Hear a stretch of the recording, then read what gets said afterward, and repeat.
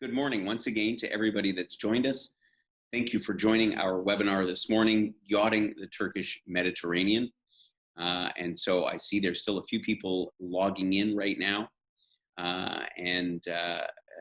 So yeah, we'll indulge our members that are just joining in, and we will get started. So yeah, we're off to Turkey in October of 2021. Let me start with our usual preamble, just to introducing Wheel and Anchor to those who have not participated in our webinar before. It's always nice to see the familiar faces. To see new faces. So welcome. And at Wheel and Anchor, we are all about bringing travelers together. So I'll summarize it by putting it this way. If you go somewhere with a group of friends, it could be traveling down to California or to Vegas for a weekend, or maybe it's going on a trip to Europe or whatever it may be. But when you travel with people who you have a certain connection with, we say like-minded in our view of the world, it's just a far more fulfilling experience than joining a bus tour per se. And that's really what we're about. That's our mission at Wheel and Anchor, is to bring people together who have a passion for travel the way we see it. And personally, I have a mission for each and every one of our members, which is to become well-traveled and well-connected. Because let's face it, if you have those traits, if you are somebody that is fortunate enough to have the wherewithal to be able to travel and see the world and gain an understanding about all the things that are out there, invariably you also become well connected, not just to your fellow travelers, to people you might go along with, but to people that you meet along the way. And I think that this fosters a better understanding for humanity. And Turkey is case in point. As I said at the outset, you really need to go there and understand the country, because it puts everything that you read in the media in a very different perspective. So that's my goal for you. I'd like to now introduce our team. My name is Gordon. I'm the founder of Wheel and Anchor. I'm joined by my co-founder who does our technical support. He's hiding behind the logo. That's Joel. Paula Zarnik, some of you will have spoken with on the phone. She is our senior trip specialist. And our special guest this morning, all the way from Bodrum, Turkey, Kim Gould. Kim, welcome. Thank you for joining us on our webinar this morning. It's evening for you, 6 o'clock. We're thrilled to have you and to hear. Nice to be here. Thank you. Yeah, we're thrilled to have your insights about Turkey. And Kim, you were just saying before the webinar, you've lived out in Turkey for 30 years. Well, it's about 32 now, I think. Wow, fantastic. So you must love it there. I do. I mean, really, more than half my life I've spent here now. Yeah, marvelous. Well, we're looking forward to hearing some of your thoughts as it's hard to say expat after 30 years. You're basically a local now. Yes. You're basically a local. Wonderful. So our agenda for this morning is really to take you as folks that are interested in exploring this interesting part of Turkey. So a little bit of city, Istanbul, and then the Mediterranean. I will be your guide and fellow explorer. I have been to Turkey numerous times, including to the Turkish Mediterranean and Bodrum and so on. And I'm dying to go back. I got to be honest with you. It is magical. And so we're going to have a little bit of an insight as to what we can expect to see along the way.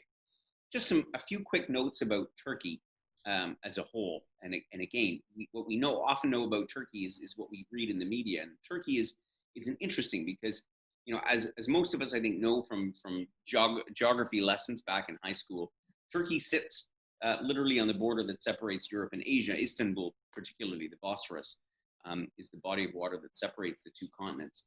But most of the country, 97%, is actually in Asia. Yet the whole country is smaller than the province of Ontario. It's about 25% smaller than the province of Ontario, and yet there's 82 million people that live in Turkey. And so all of those factors make it a very geopolitically important country, not to mention the history, dating back to when Constantinople, I should know that from my history, which was the former Istanbul, back to those days, in the days of the Ottomans, and so on. So there is a very, very rich history here, and we're going to get a sense of it on our trip. Let's look at the map where we're going to go. Of course, we're going to start in Istanbul, which I'll tell you a little bit more about, and we'll get Kim's thoughts as well. Istanbul has a brand new airport, by the way, Ataturk. It was only opened just under 2 years ago, Kim, wasn't it, Ataturk? The new airport. I think it hasn't even been open a year yet. Or it's not even I haven't flown to it yet, but it's slated to be one of the largest in the world. I mean, it is a massive. Right. Yes. So we'll start our trip in Istanbul and spend about 4 nights in Istanbul. And again, as many of you will know, it's important to me that we spend time in these places. And Istanbul is a city that 4 nights was for me the bare minimum that we could spend to really get a flavor for what this city is all about. We're going to go overland. And again, I did this on purpose. It's a bit of a trek, but not too bad. We'll do it in 2 legs to get down to the southwestern part of Turkey. And we're going to spend a few nights in a lovely, charming Aegean town called Ayvalık. We'll hear about it in a minute. On the way down to Bodrum, we'll hit Ephesus. And it's in Bodrum that we'll embark on our gulet, where we will spend a beautiful week touring some of these amazing little towns in the bays in the southern part on the Turkish Mediterranean, before flying back from Bodrum to Istanbul and then back home. So that's the lay of the land, and we will dive right in, and I'll give you an overview with Kim's help, of course, about what we're going to see on this program. So let's get started. First of all, day 1, we're going to arrive in Istanbul, and it's a very convenient place actually to start a trip, actually, because we have Turkish Airlines flies 4 times a week out of Toronto, 3 times out of Vancouver, and twice a week out of Montreal, direct to Istanbul, with other connections from all across Canada, of course. And Turkish Airlines, by the way, if you haven't flown them before, wow. Yeah, so Air Canada, eat your heart out. They are really a great airline to fly. It's one of my preferred airlines to fly. They really do a fantastic job of customer service. So it's a bit of a flight. Of course, it's about 9.5 hours out of Toronto, for example, to get to Istanbul. And as I say, we'll spend the first 4 nights there. And Kim, you've set us up with a wonderful spot, a wonderful little hotel, not far from it's actually right in this neighborhood that we see in the picture here. In Sultan, how do you pronounce the name of the town? Sultanahmet. Sultanahmet. Mm-hmm. And so Sultanahmet district is really where you see a lot of the key significant sites in Istanbul. Istanbul is a huge city, right? It's the 5th largest city in the world. I mean, it's some 15 million inhabitants in Istanbul itself, I think.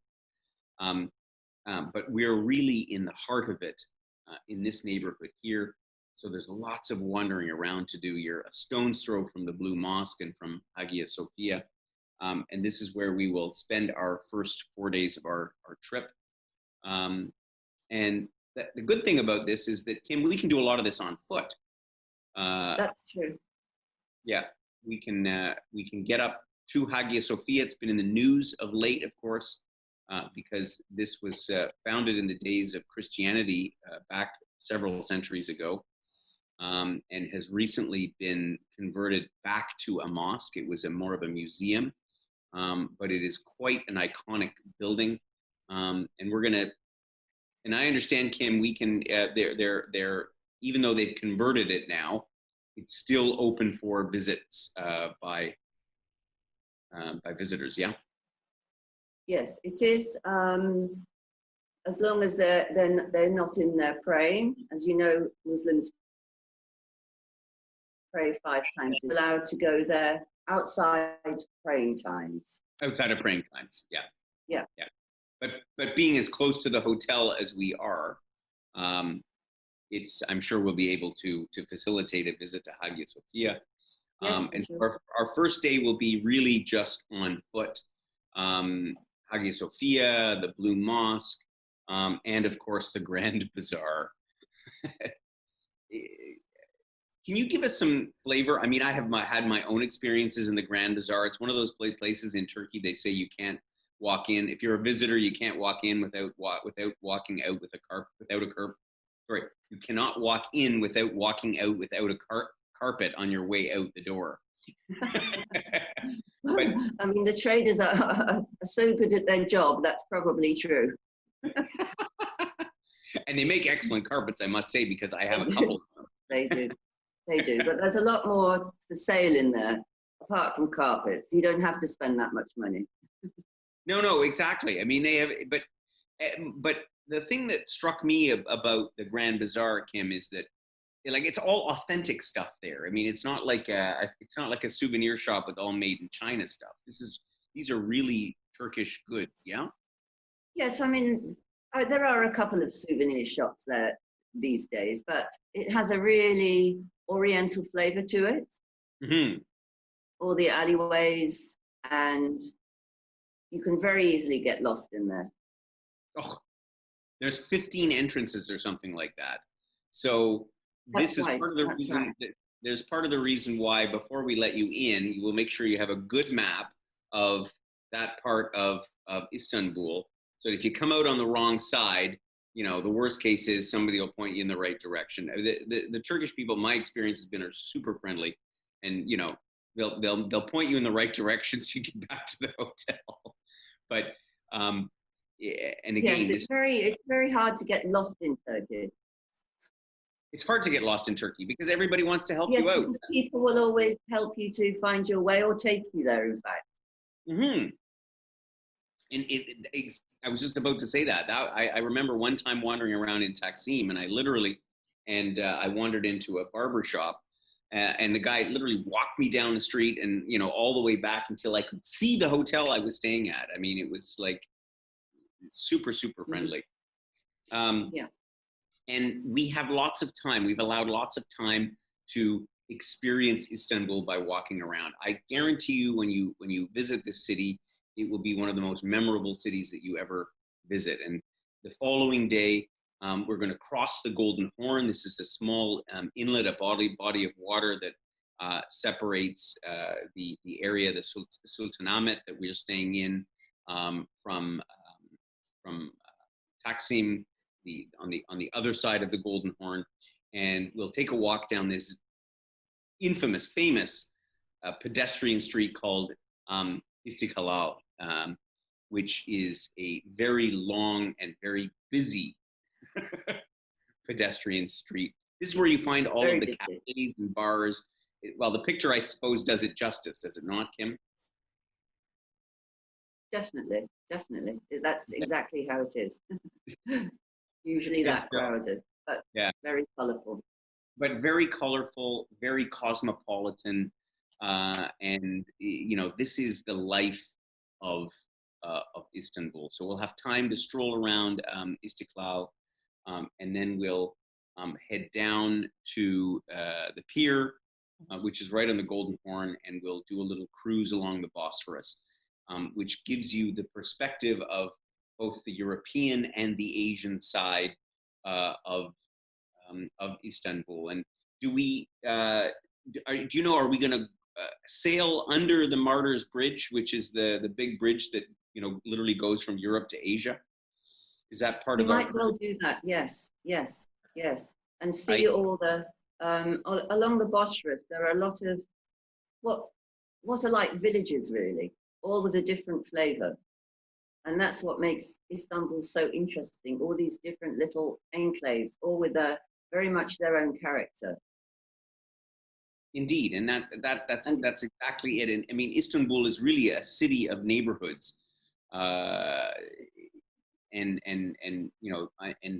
you've got the European side, which is super busy and crowded, and then the following day, we'll after we spend some time visiting the Egyptian Bazaar. They call it the Spice. I guess it's the Spice Bazaar, and then locally they call it the Egyptian Bazaar. I mean, these markets are centuries old. I mean, as it says here, were built back in the 17th century, and it is just glorious to walk around and, you know, smell and smells and the flavors, and they'll let you taste the spices and the teas and all the different things. You could literally spend hours just, tantalizing your senses by being in these amazing markets. And then we'll get to go over to the Asian side. I've only actually ever done it once, even though I've been to Istanbul many times. I tend to stay on the European side. But describe for us a little bit this neighborhood of Kadıköy, because it's quite, and again, I was there, I want to say 20 years ago. It's quite different than what you'll find in Taksim or Sultanahmet, which are definitely more touristy oriented, yeah? Yes, it is. It's again, it's a very cosmopolitan place. A lot of cafes, pedestrianized streets, markets, like permanent markets on the streets, fish markets. All the stalls are outside in front of olives, honey, eggs, onions. You see everything on those streets. It's quite a chic area as well. A lot of young people there. Yes, it's the Asian side, I think, is the less expensive for people living in Istanbul. It's the less expensive side of Istanbul to live in. Is that that's my understanding? Yeah. Yes, that's true. That's true. Yeah.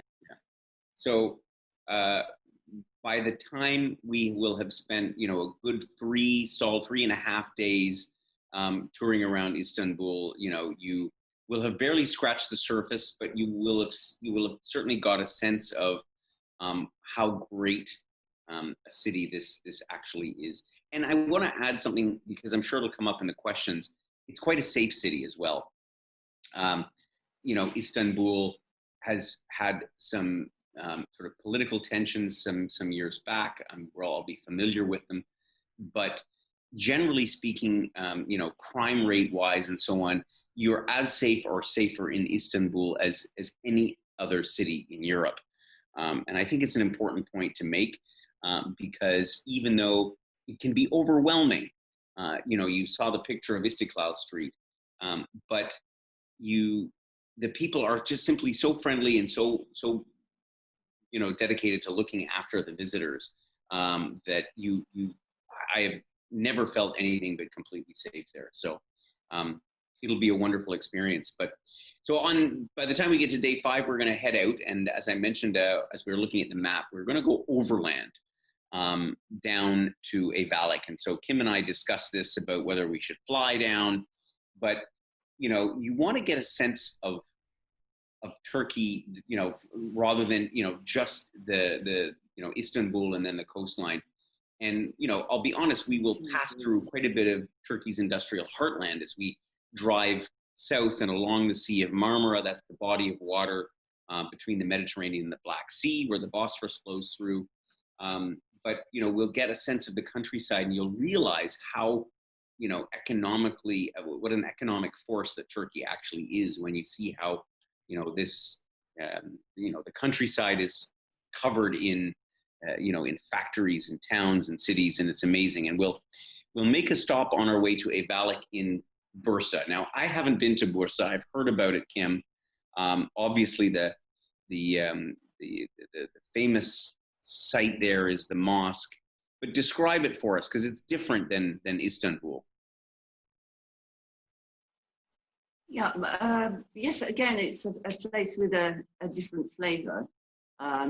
This mosque, they call it the Green Mosque. It has many domes. And also in that area is the Koza Han.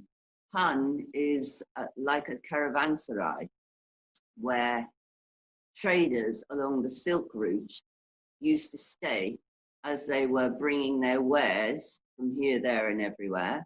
And they used to be able to bring their animals into the courtyard of the caravanserai and stay there for the evening.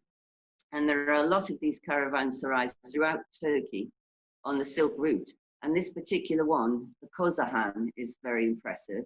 And still today, there are silk tradespeople operating from there, because Bursa is in fact very famous for its fabric trade as well as its automotive trade. Okay. Well, it's right, because I've heard about it. You know, it's an industrial city, obviously, as well, but the silk is interesting. So I take it then for any of our particularly women members that are interested in buying silk, we might see a few things along the way in some of the shops when we're in Bursa, yeah? Yes, yes, indeed, indeed. The other thing about Bursa is it's at the base of the Uludağ, which is a mountain where you can go skiing in the winter. So that's another interesting aspect. There are ski resorts just up there in the mountains above Bursa. And again, you wouldn't think about that. Like, we don't relate to Turkey like you can actually ski there. I mean, I think we would consider it, we would think about it as a warm destination, but the climate in Turkey is actually temperate. It's warmer than it is in Canada, certainly. But you do have quite high mountains, and you can go skiing there. So it's yes, there are a few ski resorts throughout the country. Yeah, quite a few actually. Yeah. There you go. So we'll have to think about planning a wheel and anchor ski trip to Turkey. Anyway, that's for another day. Our destination, of course, is Ayvalık, and again, when we were putting this trip together, my thought is that, you know, sure, we want to see, you know, the highlights of this trip are obviously Istanbul, and if you've even been to Istanbul before, you just can't get enough of the city. And then, of course, our yacht portion of our trip. But stopping here in a smaller town on the Aegean coast, which is, sure, it's a tourist stop as well, but you get a flavor of a bit of a sort of a different side of Turkey, the smaller, more sort of authentic town. And so we ended up deciding on Ayvalık, which, as I understand, and I have not been there myself, so this will be my first visit as well, but it's stone houses, cobblestone streets, everything that you can sort of imagine you would see in an Aegean town, Aegean being the Aegean Sea. You look out to the archipelago of islands, and you can see Greece from there as well, as you can from other parts of when we're on the Gulet cruise. But yeah, what else, Kim, would you say? Because you know, we had this discussion about where we should stop for a few days to explore a bit of this region, and this is what we came to. And what's been your own experience there, or your own flavor of it? I like it because of the Greek flavor. It has a different atmosphere to other Aegean towns, and in fact, there was a Greek population living there until 1923, until, you know, we had the exchange of populations where they were sent back to Greece, and the Turkish population in Greece returned to Turkey. And Ayvalık seems to have very much retained its Greek flavor, especially in the style of its buildings, and narrow streets, colorful front doors, just that Greek atmosphere. And of course, they have a very big olive grove area all around Ayvalık. And the olives there are probably the best olive oil producing olives throughout the whole of Turkey. Yeah. And I think we'll get the opportunity to go and see an olive grove and to learn how we press the oil. We will. And yes. we have built that into the program, but we're also going to get to try the Turkish wine. In fact, our first full day there, we're going to head out to this Kozak region, and as I understand it, you know, the people there used to be nomadic, and we're going to visit a local family there and sort of, I guess, hear about some of the traditions and so on that they will have kept. So it sounds like a really neat experience in this Kozak area. And yes, in fact, the villages in that area, the women there they wear very colorful clothing with decorated headscarves, very, very pretty. And the area is an area of pine nut production. So there are lots of umbrella trees there, umbrella pine trees, and those are the trees that give us the pine nuts. and they're collected there, and a lot of them are exported. But they also make a very interesting sweet called helva from the pine nuts. I love helva. Mm. It's a very unique sort of anyway, you'll get to try helva. It's kind of like a jello, a thicker jello kind of thing, right? Yes, Helva. I mean a lot of the helva you find in Turkey is based on sesame seeds. Right. So this helva, because of the pine nuts, it has a very distinctive taste, and it's very unique to that area. Yeah, perfect. Well, that's it's these are exactly the kind of things that we like to experience on this kind of a trip. The wine, though. So I bet none of our members have drank Turkish wine before. I may be wrong. I mean, if you've been to Turkey before, you probably have tried the wine, but it's not like something that we can buy in the local grocery store in Canada. But we're going to visit one winery. And how would you describe the wine? I mean, in Turkey, Kim, is it? I'd say that, I mean, when I first came here 35 years ago, the wine was not good at all. There was hardly any choice. And over the years that I've been here, there's been such a vast improvement in wine techniques. A lot of Turkish people have gone out of the country and learned techniques from France, Italy, and other countries, and brought those techniques back to Turkey. And now in Turkey, I think the wine is excellent. I mean, we would never have had anything resembling a Cabernet Sauvignon or a Pinot Noir 35 years ago. It just didn't exist. A lot of them had plastic stoppers in the tops and were undrinkable, but very cheap.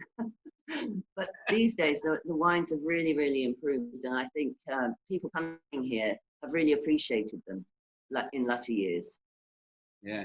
Oh, that's good. Well, we will look forward to drinking copious amounts for those that like the wine. So while we spend our time in Ivalik, as you mentioned as well, we're going to visit some olive groves because it's a very important export for this region, and of course, olive oil, Turkish olive oil, and it's one of those things that it's just neat to see how they actually produce olive oil. I've only been once in all my years of traveling to see an actual olive oil production, and here we'll get the opportunity again. And I always find it's one of those things. It's a great little, take a little bit of olive oil back home with you. The quality will be super high. Should be a lot of fun. And we're going to have dinner out on the island of Kunda, as I understand it, that night. This is the place to go when you're in Ivalik. Yeah. Yes, it is. It's part of the archipelago. It's attached to Ivalik, so you can either go round there by road, by transport, or you can go across there by boat. And we're looking into the possibility of going at least one way to the restaurant over there by boat, which I think would be rather nice. There are churches over there, and yes, it's just another interesting area of Ivalik with some very nice restaurants. Yeah, and it'll be a nice experience before we head down to Bodrum, which will be our next stop. On the way, Ephesus, and this is one of sort of the iconic stops in Turkey. We were with some Wheel and Anchor members in Jordan at Petra back in early February of this year. And this is right up there with some of these sites that are just simply take your breath away, because the history here just oozes out of every crack. Of course, the whole complex of Ephesus has some pretty significant sites, but the Library of Celsus is the one that is sort of the most famous photograph that you see here. And it's touristy, let's face it, but for good reason, because it's such a significant site, of anywhere in the world, and it just lies on our way to Bodrum from from Avalik. So we look forward to making a stop there, and then we'll get into Bodrum in the late afternoon. And we're going to spend one night there. Rather than getting right on board the ship, we thought it'd be better to actually take a little bit of time in Bodrum to visit this quite vibrant city. So Bodrum is it's really, in the summertime, it's a hot spot. I guess you could put it that way. Is that right, Kim? You get lots of your, it's a very hot spot. It's about 40 degrees currently. Oh, it's yeah. Yeah, I mean, at the moment, obviously, we don't have an awful lot of foreign visitors because of the COVID situation. But one of the things about Bodrum is that it's extremely popular with Turkish tourists. And tomorrow is the start of a big Turkish holiday. So we're expecting lots of visitors. Recently, the nightclubs have opened up again. So in the areas where there are nightclubs, everybody's very happy. They'll be able to go until 2 o'clock in the morning. But, you know, for us, it's good. It's good because the restaurants are getting some business, and you know, shops are getting some business. It's a busy little town in the summer. Yeah, it's that certainly, I remember it being full of tourists and quite raucous, yeah, and really a lot of fun. We're going to stay a little bit further away from Bodrum so that although October, it sort of settles down a little bit. That's part of the reason why I wanted to go a little bit past the high season, because so that we can enjoy Bodrum without being sort of overrun by by the raucous. No, I mean, October will be completely different to how it is now. I mean, October, yeah. For me, October is actually the best month of the whole year in Turkey, because it starts to get a little bit autumnal. It's cooler but still warm. The sea is an amazing temperature for swimming. So it's really a lovely month to come. And the Turkish schools have gone back, so it's a very pleasant month to travel around this part of the coast. Yeah, perfect. Well, that's why we decided to come in October of next year. We'll take some time to visit the city itself before getting on our ship. And then here we go. The relaxation begins as we embark on the Canner 4, which is a truly, I obviously have not been on this ship, but spent quite a bit of time discussing with Kim and her colleagues. Really excited about it. Tell us about the gulet and yeah, and what we can expect it from the pictures. And we've got a few pictures here, and it's obviously in the brochure. It looks fabulous. Yes, I mean, it is. The thing about Turkish gulets is, I would say that they are actually unique to Turkey, because I've never seen such vessels anywhere else in the world. And this particular one was built in Bodrum, and Bodrum has the reputation as being the best boat building area on the coast, and I would definitely say that that's true. And yes, it's a large gulet. It's very beamy, and the interior, as you can see, you know, all this woodwork is just fabulous. The cabins are spacious, and whenever guests arrive to get on board our gulets, they are always shocked by how big they are. Actually, they're always bigger than they thought they would be. Very, very beamy, very wide decks, and the decks are uncluttered. You're not sort of going along narrow passages or tripping over equipment on the decks. It's all very, very spacious, and there are lots of areas for sunbathing at the bow, or cushions at the bow, cushions at the aft of the yacht, and lots of shades, so you can have sun or shade. It's just an extremely comfortable way to travel by water. Yeah, indeed. And the gulet is obviously fully staffed. We have all of our meals on board. I guess we can eat depending on the weather, either indoor, outdoor. A couple of shots here. We get to see some of the dining on board. What's that experience like? What kind of food can we expect? I mean, obviously they're going to prepare, local dishes predominantly. Yes. A lot of local dishes. It's Mediterranean cuisine, and that means there are loads and loads of fresh vegetables. So one of the things about the food on a gulet is how fresh the vegetables and the produce is, and everything is prepared from scratch. So vegetarians really love this experience. Of course, there are there are meat dishes as well. Here we have beef, chicken, and lamb, and of course fish. Our chefs are very, very good at preparing fish dishes.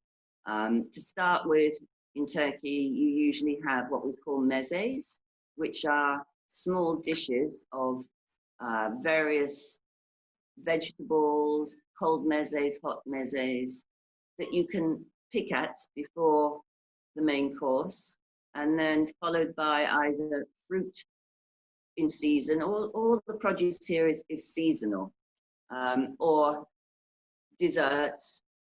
The chefs have a very varied repertoire, and you'll be full. You'll get very hungry on the sea, waiting for the next meal with bated breath.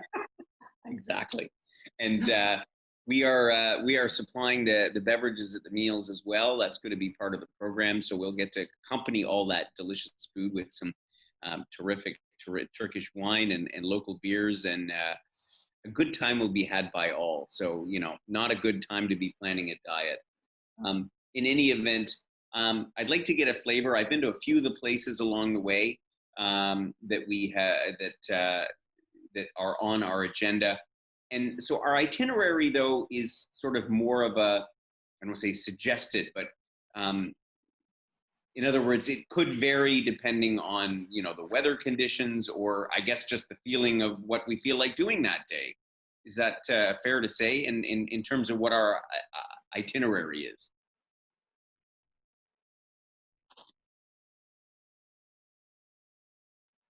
I'm sorry, I can't hear you very well. I think our connection is We might, going. I mean, if you're... Yeah, there might be a slight delay in the connection. Can you hear me okay? Yeah, I can hear you perfectly. I was just saying about some of the stops that we'll make along the way, but because the itinerary is a bit sort of flexible in the sense that we have a number of places that we could visit, depending on the mood of our group and weather conditions and everything else. That's fair to say? Yes, that's fair to say. I mean, we always say that the route is flexible because it depends on the weather. But I mean, the thing about the beauty of the Turkish coast is that there are very many bays, and we were not expecting storms at sea. It can be windy sometimes, but the captains usually, they're hugging the coast anyway. This cruise is in a gulf, and they'll always find a sheltered bay, so nobody need to fear feeling uncomfortable on board. It's although the ships have sails, they travel with a combination of motor and sail. They're not heeling over at a dangerous angle, so we don't really need to worry too much about the weather. Yeah, but, exactly.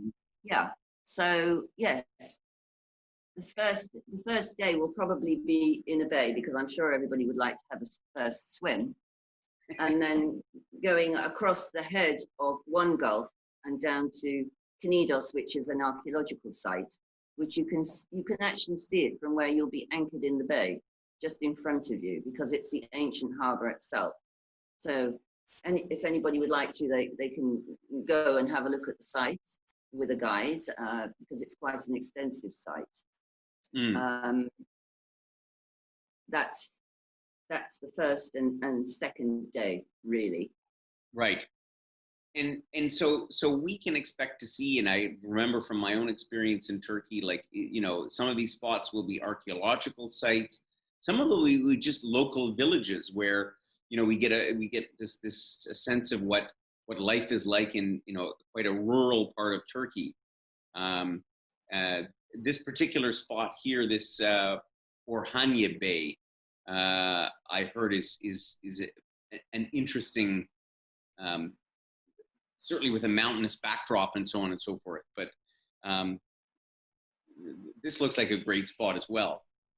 It is. I mean, it's very, it's very interesting. There's some Hellenistic ruins somewhere up in those mountains, and that spit of sand that you can see. I mean, that's very interesting. Nobody really knows why that is, and it doesn't change. It's always there. You would think that tides and weather would affect it, but you can always see it, and you can walk out along it. It's just one of those phenomena. And yes, in that area there are, you can see it's very mountainous, very beautiful, very green pine forests and lovely bays and villages such as Orhanye, which are beautiful. And Selimiye is also in that area, which is again a very beautiful little village in a large bay that And you so can walk all the way.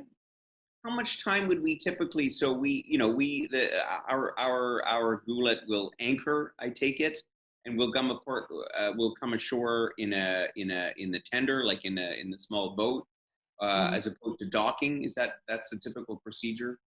It depends. I mean, in some places, as you can see from Selimiye, there are a few little areas where boats can pull into, and yes, the gulet can pull in to Selimiye and tie up there. But again, because it's such a huge bay, there are other areas where they'll just drop anchor. They tend to drop anchor for lunch so that you can swim. And then if there's the opportunity to tie up to the dock, then they will do that for the evening so that everybody can easily go and have a stroll around the village. Yeah, fantastic. It depends where you are as to whether there is a dock or a jetty. Sometimes it will just be anchored in the bay, and some of these bays are uninhabited still. Yeah, marvelous. And so on any given day, we might be sort of in port, as it were, for a few hours in the afternoon or evening, and then sort of sailing, cruising in the morning. Is that sort of the usual? Yes, daily routine? you'll always, there won't be any cruising at night. It's not like being on a cruise ship. So you will be at anchor early evening. It gets a little darker in October earlier, but early in time for cocktails, the anchor will have dropped.